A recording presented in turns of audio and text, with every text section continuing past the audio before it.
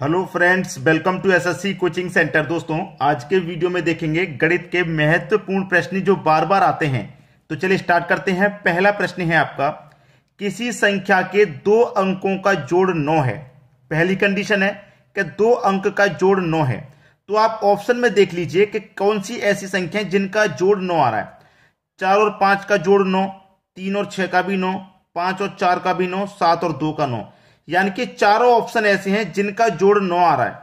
अगर हमारे पास कोई एक ही ऑप्शन ऐसा होता जिसका जोड़ 9 आ जाता तो फिर हमें इसकी कैलकुलेशन भी नहीं करनी थी, वही सही था। लेकिन सभी का जोड़ 9 है। आगे दे रखा है, जब 9 को उस संख्या से घटाया जाता है तब अंक अपनी जगह बदल लेते हैं, तो संख्या क्या है। चलिए मैं पहला ऑप्शन ले लेता हूं, 45। ठीक है, इसमें से क्या करेंगे, दोनों संख्याओं का जोड़ 9 है। ठीक है, जब 9 को उस संख्या से घटाया जाता है, जब 9 को उस संख्या से घटाया जाता है तब अंक अपनी जगह बदल लेते हैं। देखिए, जब मैं 45 में से जब मैं 9 को घटाऊंगा तो 36 आ जाएगा।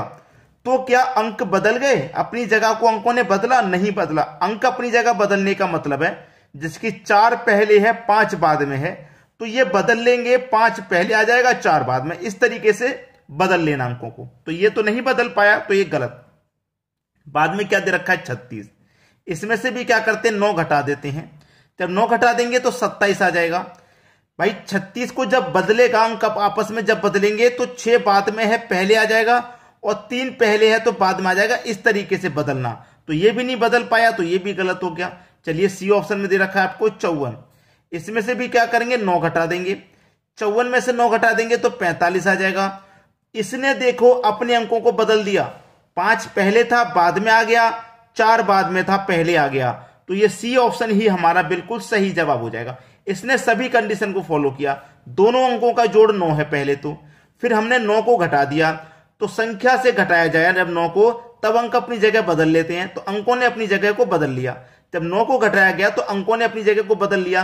कंडीशन सेटिस्फाई हो गई। हमारा सी ऑप्शन बिल्कुल सही जवाब हो गया। सभी की समझ में बात आ गई। चलिए अब देखेंगे अगला प्रश्न।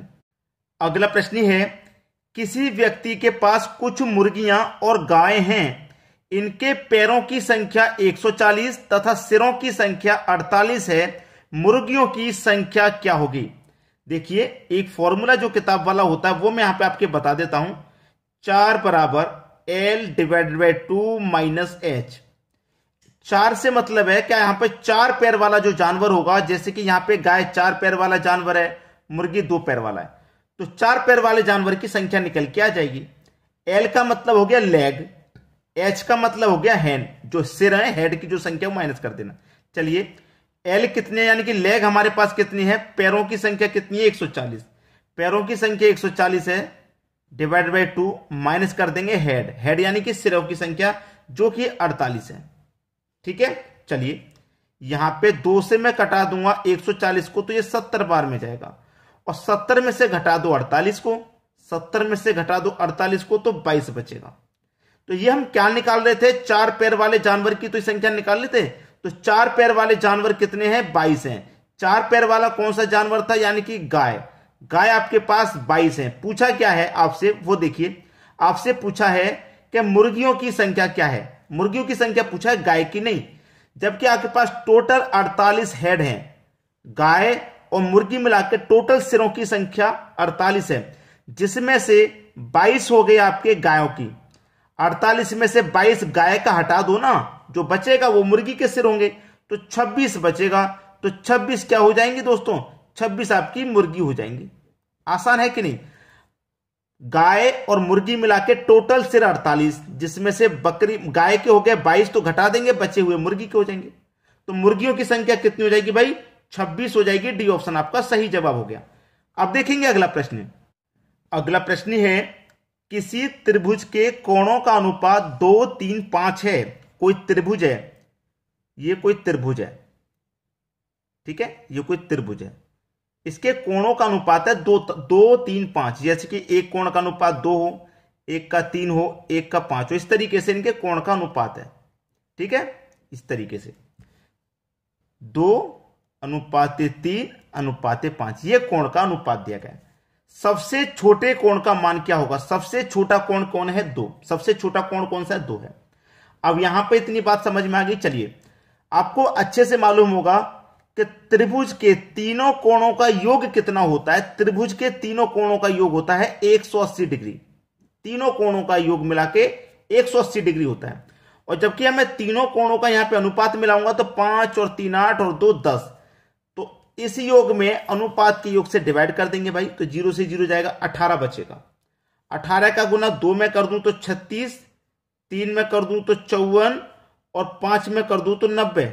अगर सबको आप इसको जोड़ेंगे तो 180 डिग्री ही बन जाएगा। आपसे पूछा सबसे छोटे कोण का मान, सबसे छोटा 2 है, 2 का मान निकल के आया 36, तो सबसे छोटे कोण का मान 36 हो जाएगा, सबसे बड़े कोण का 90 हो जाएगा। क्लियर है सभी को? चलिए अब देखेंगे हम अगला प्रश्न। अगला प्रश्न है, एक मोटर गाड़ी अमुक मात्रा को 8 घंटे में पूरा करती है। कोई एक यात्रा है जिसको 8 घंटे में पूरा कर रही है। वह आधी दूरी को 40 किलोमीटर पर घंटे में और शेष दूरी को 60 किलोमीटर पर घंटे में तय करती है। यात्रा की दूरी कितनी है? आपसे पूछ रहा है यात्रा की दूरी कितनी है। अच्छा प्रश्न है, देखिएगा। उसने आधी दूरी को तो 40 की चाल से तय कर दिया और बची हुई आधी दूरी को वो 60 की चाल से तय कर रहा है। ठीक है, चलिए यहां पे आपसे पूछ रहा है कि यात्रा की दूरी कितनी है, कितने किलोमीटर की दूरी है, आपसे ये पूछा गया है। ठीक है, चलिए यहां पे ध्यान रखिएगा। आपको मैं एक तरीका बताता हूं इस प्रश्न को करने का। वैसे तो आपसे दूरी पूछा है तो दूरी बराबर टाइम गुणा समय जो आप निकालते हैं फॉर्मूला वो लगा देंगे, लेकिन यहां पे औसत चाल जरूरी है। जैसे कि मैं आपको समझा दूं, यहां से लेके यहां तक की ये कोई दूरी है, यही दूरी हमें फाइंड करनी है।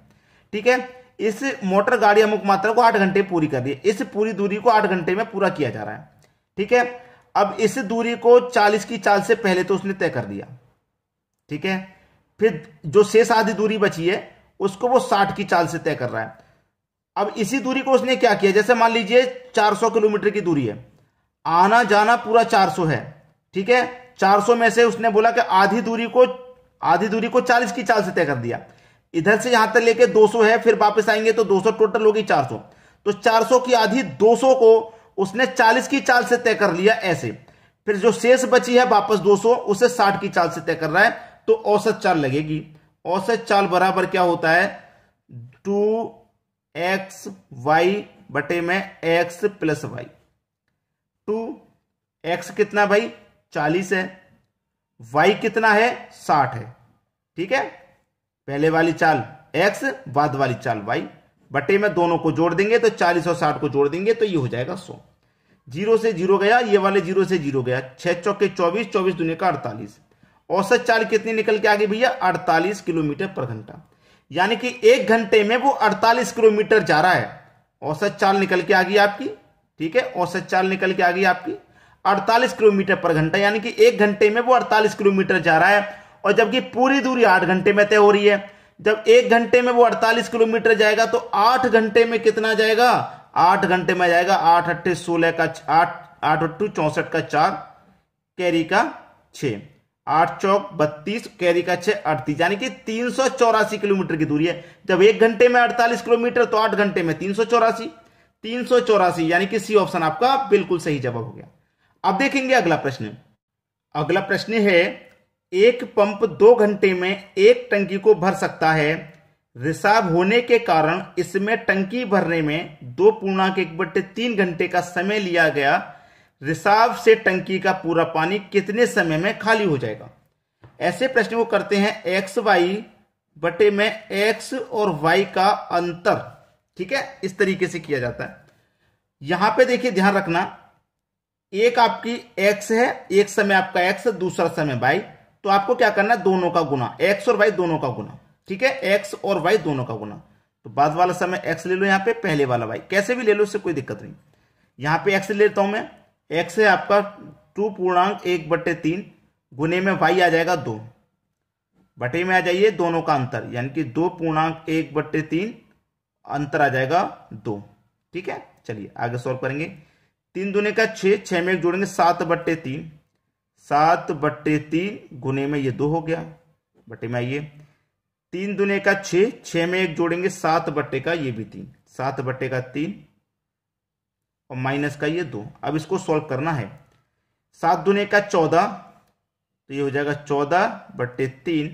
अब 3 दूने का 6, प्लस के साथ में से माइनस का 6 कम हो जाएगा, तो 1 बचेगा, तो 1 के बटे में 3 आ जाएगा, ये हो जाएगा 1 के बटे में 3।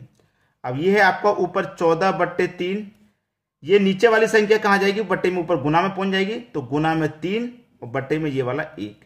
ठीक है, खत्म हो गया प्रश्न।